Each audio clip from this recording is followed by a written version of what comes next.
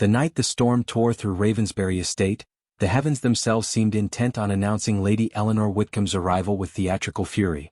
Rain lashed the gravel drive, hurling shards of ice-cold water against the carriage windows, shaking the little wooden frame as if the tempest itself were trying to wrench her from the world. Eleanor's hands, delicate yet trembling with resolve, clutched the soaked reins while her heart hammered against her rib cage, an echo of the thunder rolling above. She had left her family's modest home with hope in her chest, yet the wind and rain seemed bent on mocking her courage, reminding her that the world she sought to enter, one of gilded halls, aristocratic expectation and impossible discretion, was both unforgiving and cruel. The carriage jolted violently, a wheel splintering into the muddy rut of the driveway, and Eleanor's stomach seized.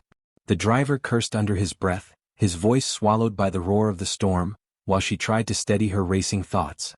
If she were delayed even a moment longer, if she arrived bedraggled or weary, the first impression she would make upon the Duke of Ravensbury, the infamous, cold-hearted man whose reputation shadowed the entire county, would be ruinous.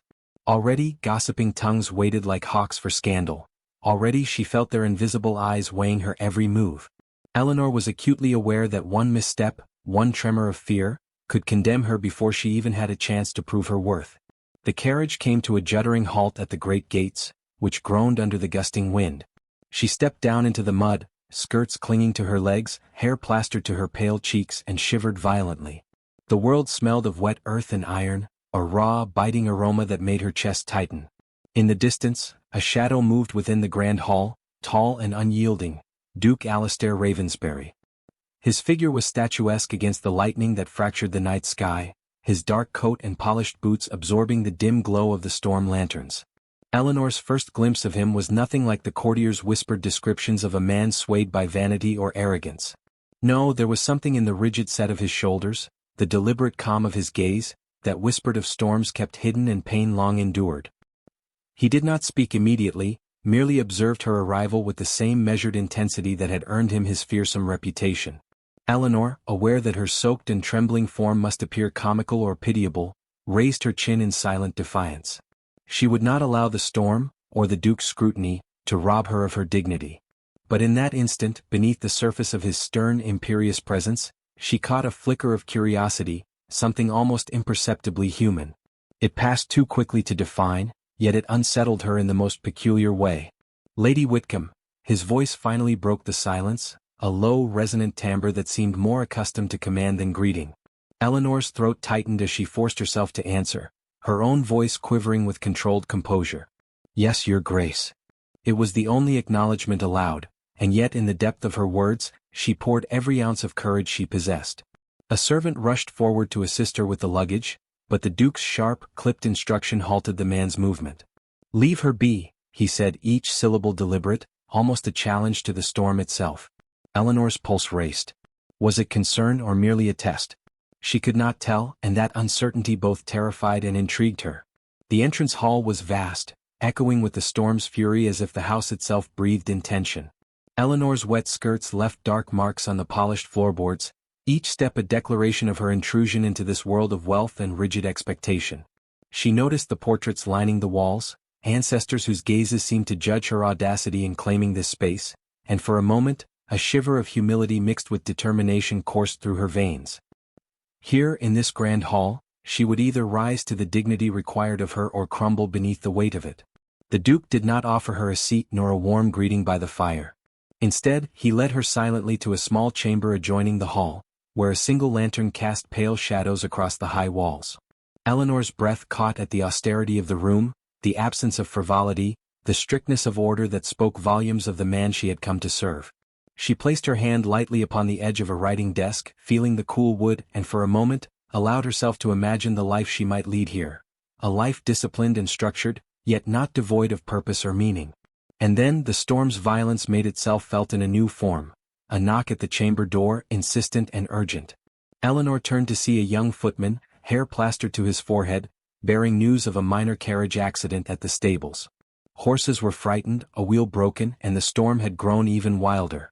The Duke's expression remained impassive, yet the imperceptible tightening of his jaw betrayed a private worry. Eleanor, sensing an opportunity to prove herself, offered assistance. "Your Grace," she said softly, yet with unwavering conviction, I can help. Please allow me. Her voice carried no fear, only determination tempered by politeness. Alistair's eyes met hers, and for a heartbeat, the storm outside seemed distant, irrelevant. In that silence, he weighed her audacity, her courage, and, though he would never admit it aloud, the spark of humanity that she brought into his austere world. Finally, with a measured nod, he allowed her to follow him through the darkened corridors to the stables. There, amid the thunder and lightning, Eleanor's hands moved with deft precision, soothing a panicked mare and assessing the damage with care and clarity. Each movement revealed intelligence, patience, and kindness, qualities the Duke had long thought absent in the world he inhabited.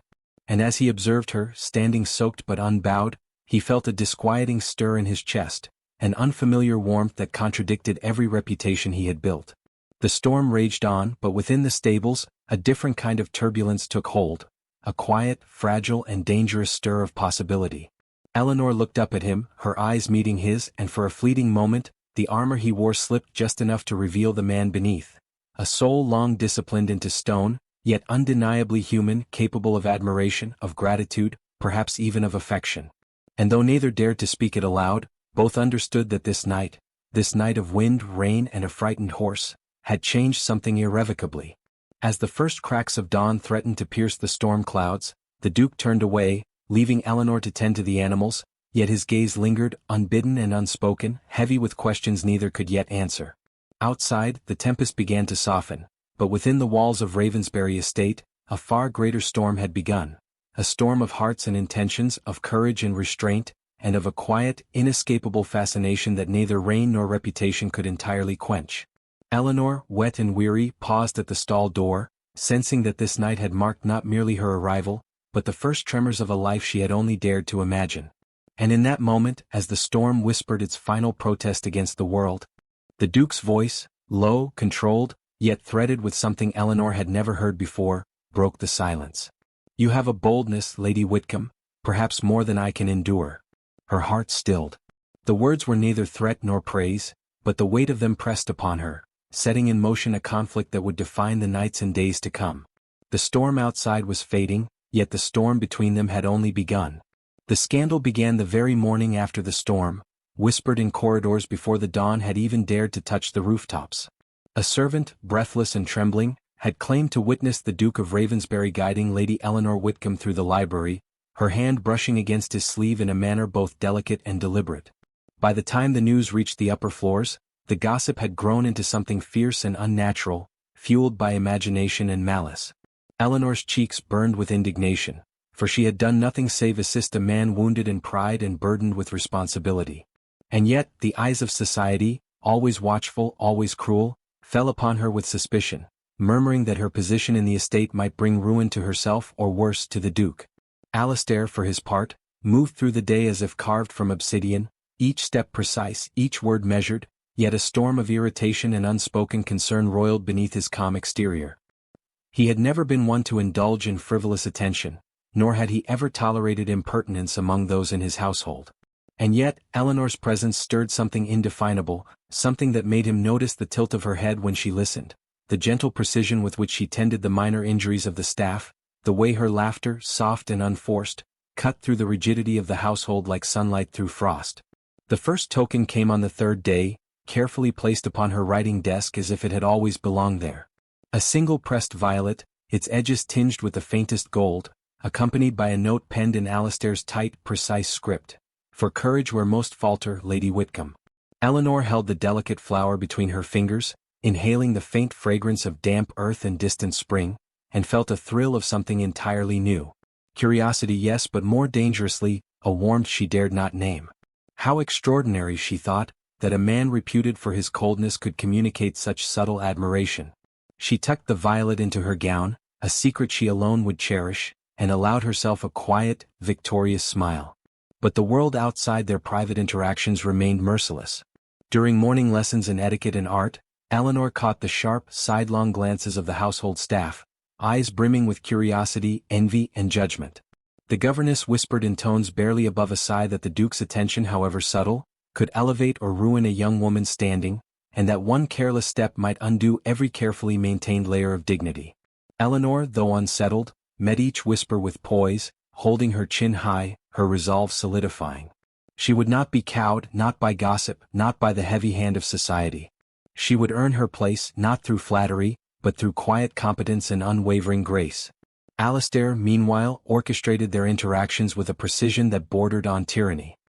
He allowed her access to certain private tasks, checking accounts, supervising the stables, overseeing the preparation of the estate's gardens, but each permission came wrapped in a scrutiny that left her breathless.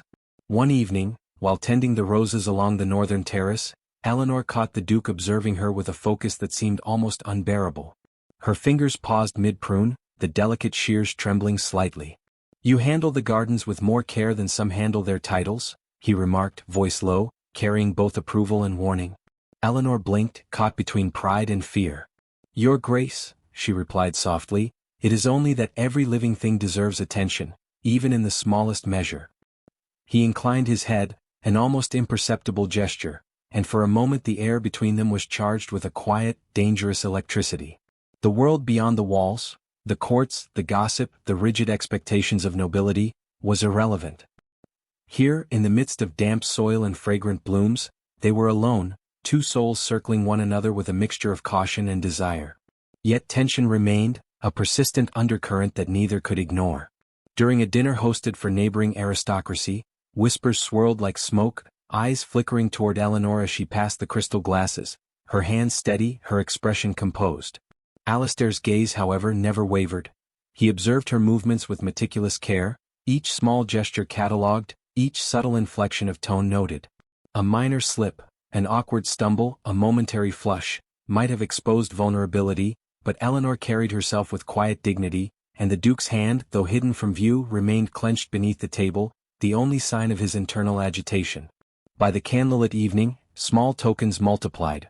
A ribbon of the estate's favored hue left upon her embroidery, a carefully selected volume of poetry placed on her bedside table, a rare fruit from the orchard set beside her tea. Each gesture was restrained yet unmistakable, and Eleanor received them with the poise expected of her, though in the privacy of her room she allowed herself to savor their meaning.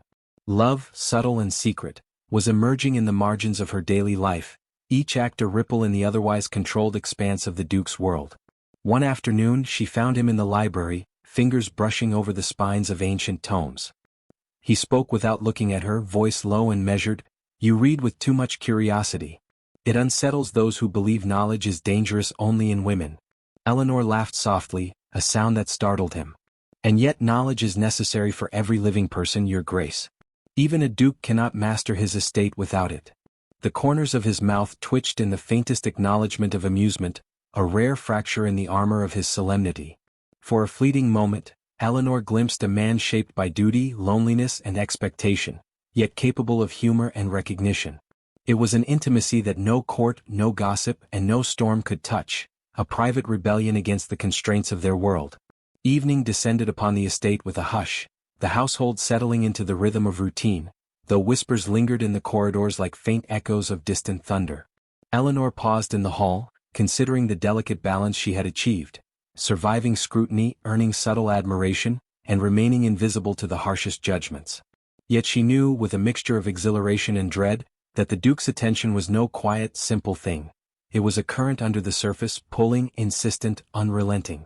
And then, as she ascended the staircase to her chambers, she overheard the faintest murmur voices near the servants' quarters. "The Duke is entirely undone by her presence. Mark my words, Lady Whitcombe will either rise above it or be crushed entirely." Eleanor's pulse quickened, not with fear, but with the realization that her life, her place, and the fragile threads of affection she had begun to sense, were all perched upon the edge of a knife. Somewhere beyond the walls, beyond the gardens, beyond the carefully controlled etiquette of the estate, a storm waited, one far more delicate and dangerous than the one she had survived on her first night. And yet, when she entered her chamber, she found upon her desk a final, silent message. A single violet, pressed and golden at the edges, resting atop a note that simply read, "Meet me in the rose garden at dawn." Her heart, steady for so long, skipped with a mixture of anticipation and dread. The storm of society would rage, the whispers would persist, and the precariousness of her position could not be ignored. But in that moment, Eleanor realized something terrifying and exhilarating. The Duke of Ravensbury was inviting her into a private world, one that might change everything she had ever known. The carriage door slammed against the post with a sharp report that echoed across the estate grounds, startling both the horses and the servants nearby. Eleanor's heart thudded in response, not to the sound itself, but to the knowledge that she was about to cross the threshold into a space few had ever entered. The Duke's private domain in the stables, a sanctuary of both work and solitude.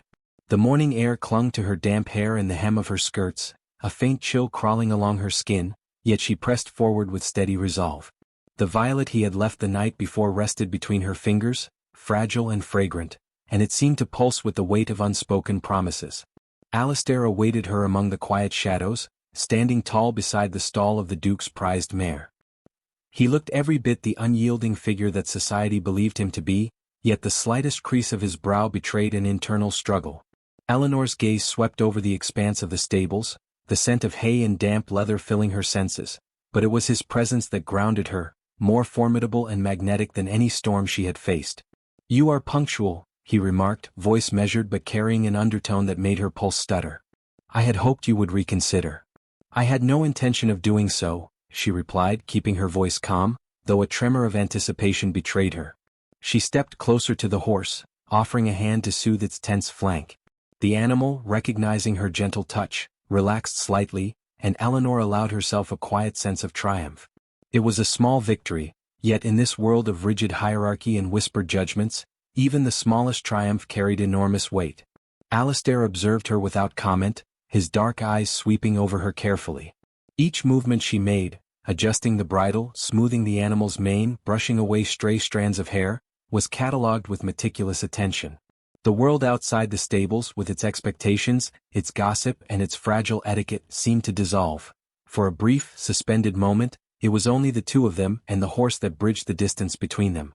"Why do you persist?" he asked suddenly, voice low and almost hesitant.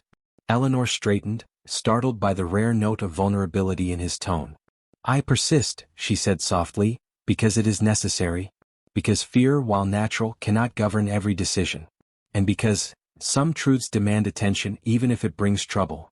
Her eyes met his, steady and unwavering, and in that gaze she offered something she had not intended to reveal: courage shaped by empathy, a willingness to see beyond rigid roles and harsh judgments. He stepped closer, not touching but narrowing the space between them, the tension in the air almost tangible. "You speak of truths," he murmured, "yet you know little of mine. The world believes I am heartless, unfeeling, incapable of care. And in many ways, they are not wrong." He paused, glancing down at the mare and then back at her, as if seeking permission to reveal more. "Duty has demanded everything of me, Eleanor.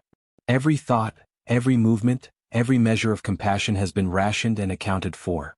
There was no room for distraction, no allowance for tenderness." Eleanor's chest tightened. She felt the fragile weight of his confession like a whisper pressing against her ribs. "Tenderness is not weakness," she said, her voice barely above a breath. "It is proof of humanity. Even the strongest walls cannot survive the absence of it forever." His gaze fell, a shadow of emotion flickering across his otherwise stoic features. Eleanor stepped closer, her hands brushing lightly against the saddle as if for support, though in truth she drew courage from his proximity.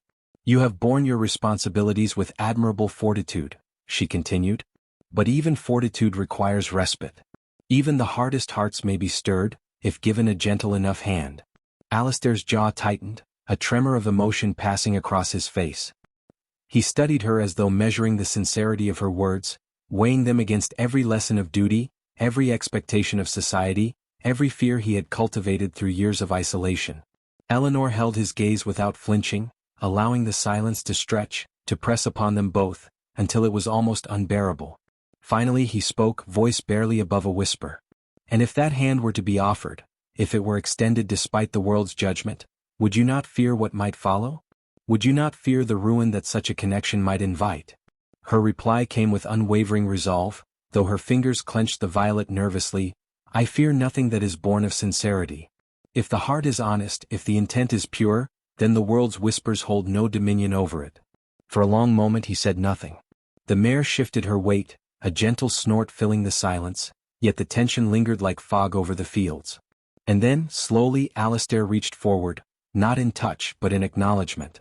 His eyes softened, dark depths revealing the faintest glimmer of trust, of hope, of recognition. Eleanor understood in that instant that he had allowed her into a world few had seen, a private confessional space where truth could emerge without fear of judgment or censure. "I have not allowed anyone so close in many years," he admitted finally, the confession tasting of restraint and longing in equal measure. You are unlike anyone I have known. Your presence unsettles me more than I care to admit, yet I find it welcome." Eleanor's heart raced, each beat a tiny victory over fear and doubt. "Then we proceed cautiously," she said, "as all matters of consequence must. But we do proceed." Her words were a bridge, a tentative hand across the chasm of his stoicism, and he met her gaze, unspoken acknowledgment passing between them. A gentle wind blew through the open stable doors, carrying the scent of rain-soaked earth and the faint perfume of flowers from the estate gardens. It seemed to mark a shift, subtle but undeniable, a transition from mere proximity to genuine connection, from curiosity to an understanding that might grow into something far greater. Yet even in this quiet intimacy, the shadow of the world remained. A letter lay unopened upon the desk in his private study, penned by the Crown, reminding him of obligations, of advantageous matches, of alliances that could not be ignored. Eleanor sensed it, the unspoken tension in the Duke's shoulders, the brief flicker of hesitation in his otherwise unwavering gaze. Love had begun to take root, yet the soil in which it grew was treacherous, and the first stirrings of conflict loomed on the horizon. The mare shifted again, nudging Eleanor gently, breaking the spell of their shared moment.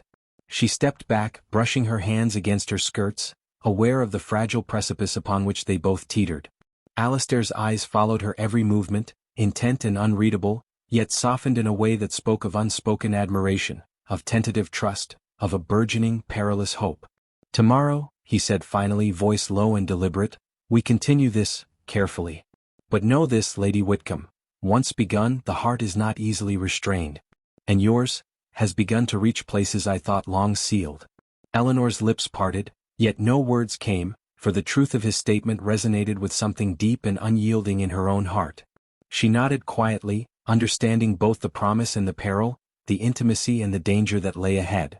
And as she left the stable, the violet still pressed to her palm, the wind carrying whispers of the coming day, she realized with a mixture of awe and apprehension that the path they had begun to tread was irreversible, and that the heart she was nurturing, both hers and his, might soon demand more than either could yet fathom. The ballroom erupted in a crescendo of voices and music the moment the Duke entered, the clatter of crystal and silk mingling with the faint hum of whispered speculation.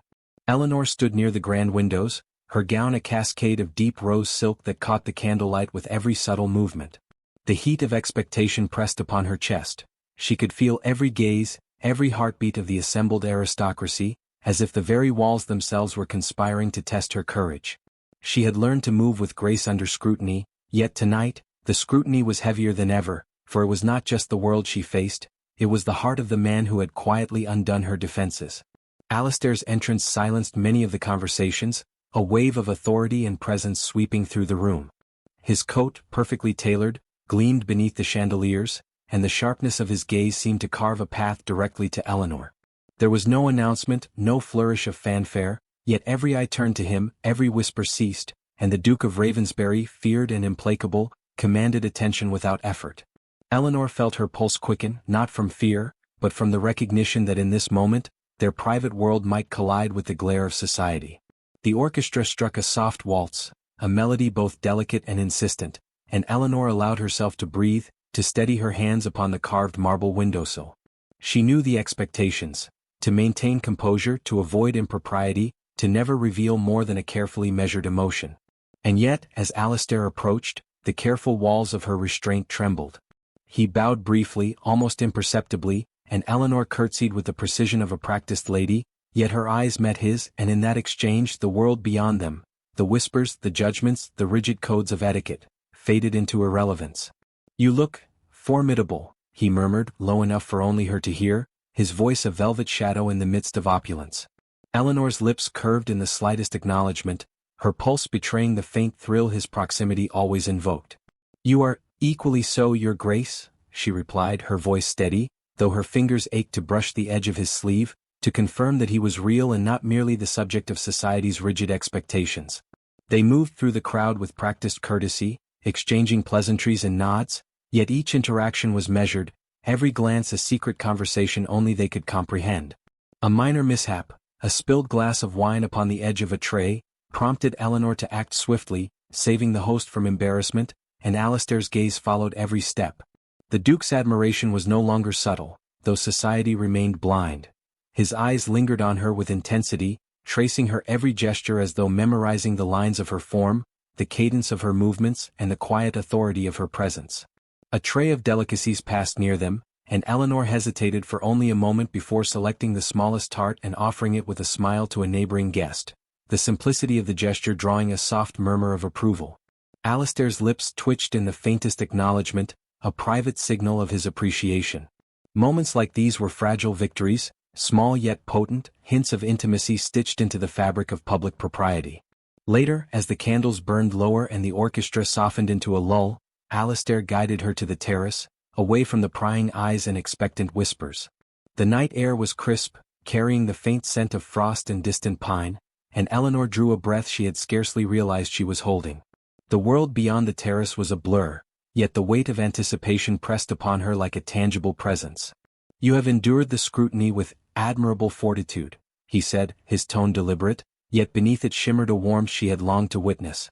Eleanor's eyes met his, steady and unwavering, and in that gaze she recognized the vulnerability he had so carefully concealed. "Fortitude is merely the shield," she replied softly, "but even the strongest shield must yield to truth, eventually." His hand, gloved and steady, brushed the railing beside hers, not touching, yet the nearness sent a shiver through her.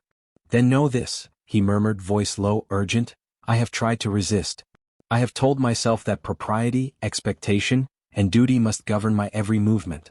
Yet your presence, your courage, your mind, your light, has begun to erode even the most carefully constructed barriers. I am undone." Eleanor's breath caught, and for a heartbeat, the world seemed suspended, as though even the frost and night air had ceased to exist. "Then what will you do with this undoing?" she asked, voice barely above a whisper, but carrying an unshakable strength. Alistair stepped closer, the subtle heat of his proximity brushing against her consciousness, yet his composure remained intact. "I will do what I have always done in life," he admitted, "but in this matter the rules are different. I will protect what is precious, even if the world condemns it. I will choose, carefully yet freely. And you, Lady Whitcombe, have become precious in ways I cannot yet define." A gust of wind swept over the terrace, carrying the scent of distant flowers and the faintest trace of winter frost. Eleanor's hand rose instinctively to clutch the violet he had given her, now warm with the memory of his touch and the promise it carried. "Then we must proceed with care," she said, "but with honesty. For honesty cannot be governed by fear or propriety. It must speak for itself." He inclined his head, the smallest of acknowledgments, and for a moment silence stretched between them, filled only by the whisper of the night and the distant music still murmuring from the ballroom. The intimacy was suffocating in its intensity, yet liberating in its honesty. They had crossed a threshold, no longer merely master and companion, no longer merely observer and subject. They were participants in a quiet, dangerous dance of hearts. A shadow of doubt flickered across Alistair's expression, a reminder of obligations still pending, of letters unread and duties demanded by the crown. Yet his gaze never wavered from Eleanor, and in that steadfastness, she understood the enormity of his intent. This was no fleeting infatuation, no dalliance born of circumstance. It was deliberate, measured, and yet wholly uncontainable. Finally he spoke again, voice low but resolute. "I would have the world see us as it will, Lady Whitcombe, but know that my heart, my will, are no longer mine alone. They are bound to you and to this fragile, dangerous connection we have forged. There is no turning back." Eleanor's lips parted in a breathless acknowledgement, yet words failed her, for the weight of his confession demanded not speech but understanding, not response but trust. She stepped closer, the air between them charged with unspoken promises, and in the faint glow of candlelight and moonlight mingled, she felt the stirrings of something irrevocable, something that would shape not only the nights and days to come but the very trajectory of their lives. The terrace, now silent save for the occasional murmur of distant guests and the whisper of the wind, seemed to hold its breath along with them. And yet, the storm of duty and expectation still lingered beyond the walls of the estate, waiting to test the fragile thread of trust and affection that had begun to bind them. Eleanor, feeling both the exhilaration and the peril of the moment, understood that love, though beautiful, demanded courage beyond what society deemed reasonable. And as Alistair extended a gloved hand, hovering near hers yet not quite touching, she felt the full weight of possibility pressing upon them both, a promise and a challenge entwined. The heart of the Duke, once thought impenetrable, had begun to yield. And Eleanor, in the quiet of that terrace, realized with a mixture of awe and trepidation that the days to come would require not only courage, but absolute honesty of heart. The night air erupted with a sudden clap of distant thunder, as if the heavens themselves had chosen to mark the moment with dramatic insistence. Eleanor's heart leapt and faltered simultaneously, the violet he had pressed into her hand now warm with the memory of his touch, and the weight of what was to come pressing upon her chest. The terrace, illuminated by lanterns flickering in rhythm with the storm's own pulse, felt suspended between worlds, the rigid expectations of society on one side, and the uncharted territory of the heart on the other. Tonight, the distance between them could no longer remain measured. The moment demanded revelation, truth, and courage beyond the ordinary. Alistair stepped forward, his tall figure framed by the shadow of the manor and the flickering glow of firelight from the windows behind him. There was no fanfare, no preamble, only the quiet, deliberate intensity of a man who had long carried the weight of duty and expectation alone. His eyes met Eleanor's with a gravity that left her breathless, and she understood, without a word spoken, that the culmination of nights spent in stolen glances, shared confidences, and subtle gestures had arrived. "Eleanor," he began, voice low but unyielding, "the world will speak as it will. It will judge, it will whisper, it will demand. And yet, in this moment, I choose truth above caution, honesty above fear." Each word carried the weight of a lifetime restrained, a man who had built walls so high that few had dared approach them. "I have been called ruthless, unfeeling, merciless, but you have shown me that even the hardest hearts may bend. That even stone may yield to care, to courage, to love." Eleanor's lips parted, a tremor of emotion rising in her chest. She had long imagined such a confession, yet the reality struck with a force that left her trembling and awed. "Your Grace," she whispered, hesitant yet steady, "I cannot claim to understand the depths of what you bear, nor the burdens you carry for duty and family. Yet I have come to see the man behind the title, and I trust in the heart I have glimpsed there." Alistair's gloved hand hovered near hers, the faintest tremor betraying his own restraint. "Then trust me fully," he said, voice threaded with urgency, "for once begun, the path we tread allows no retreat.